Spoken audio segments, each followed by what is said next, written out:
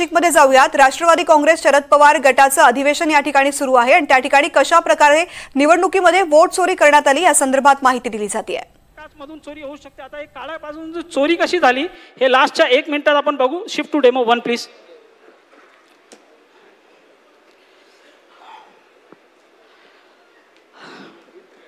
आता परत एकदा बघून घ्या, याच्यामध्ये पावती नाहीये आणि नेमकी काळा काचच्या मागे चोरी कशी झाली ते आपण बघू। काळा काच काढून याच्यामध्ये काळा काच लागला याचे पण प्रमाण आहे आणि आता आपण वोटिंग स्टार्ट करू। तर आपण स्टार्ट वोटिंग। केळ्याला मत दिलं आणि केळ्याची पावती आपल्याला दिसत आहे।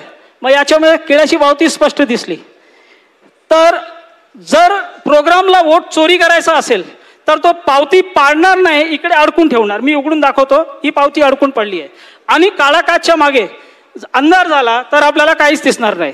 पावती अडकून पडली आहे। 7-8 सेकंद बघितल्यानंतर पण आपल्याला ती पावती अडकू शकते जर अंधार झाला तर।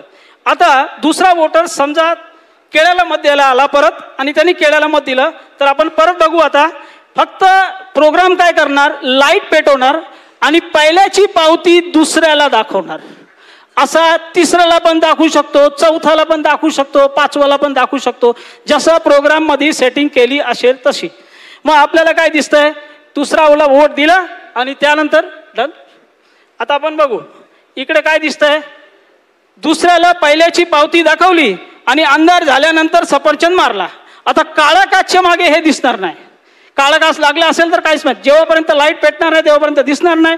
आणि लाईट किती वोटरसाठी किती सेकंड पेटवायची आहे ते प्रोग्रामवर डिपेंड आहे।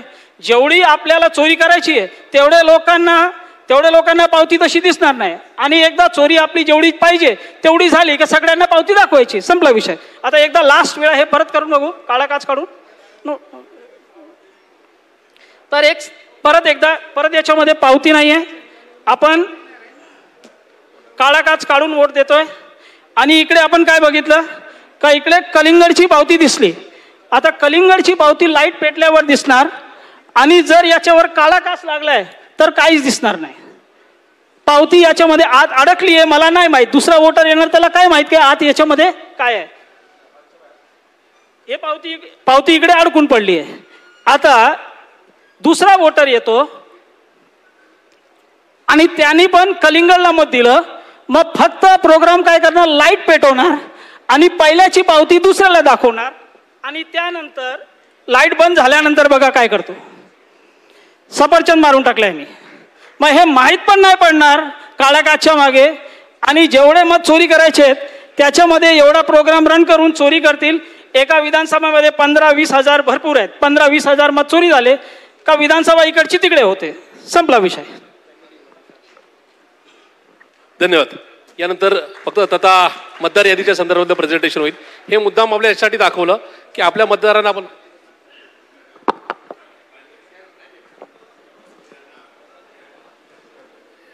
एक लहानशी सरकार, तुम्ही 3 खुणा दाखवल्या, तेही सफरचंद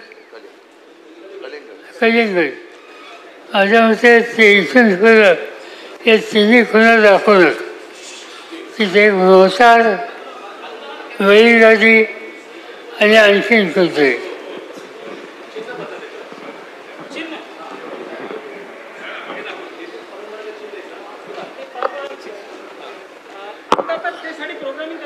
ठीक आहे, पुढच्या वेळेस प्रोग्राम करतील। हे मुद्दाम आपल्याला यासाठी दाखवलं की इथून पुढं राज्यात आपण म्हणजे जे वोट चोरी, गद्दी चोरी, वोट चोरी हे दाखवण्याकरता ज्या ज्या मतदारसंघात असं प्रेझेंटेशन लागेल आमच्या मतदारांना कळू द्यात की यांनी वोट चोर करून त्या ठिकाणी सत्ता नाही का या ठिकाणी आपल्याकडून हिसकावून घेतली। तर ज्यांना प्रेझेंटेशन राज्यभर लागेल त्यांनी निश्चित सांगावं। यानंतर एक 5 मिनिटांमध्ये ही तरुण मुलं सगळी या संदर्भातली आपण काय काळजी घ्यायची ते सांगतील। 5 मिनिटं। सर्वांना नमस्कार। आत्ता जे काही जगताप सरांनी आणि EVMचं जे काही दाखवलं आहे त्याच्यामधून मला वाटतंय की देशभरामध्ये जे काही विरोधक असतील किंवा सामान्य जनता असेल ती सत्ताधाऱ्यांच्या विरोधात जो नारा लावती तो नारा लावून आपण हे सेशन सुरू करावं। वोट चोर, गद्दी चोरचा एक नारा आपण इथे लावू पवार साहेबांच्या उपस्थितीत. वोट चोर, वोट चोर, वोट चोर, वोट चोर.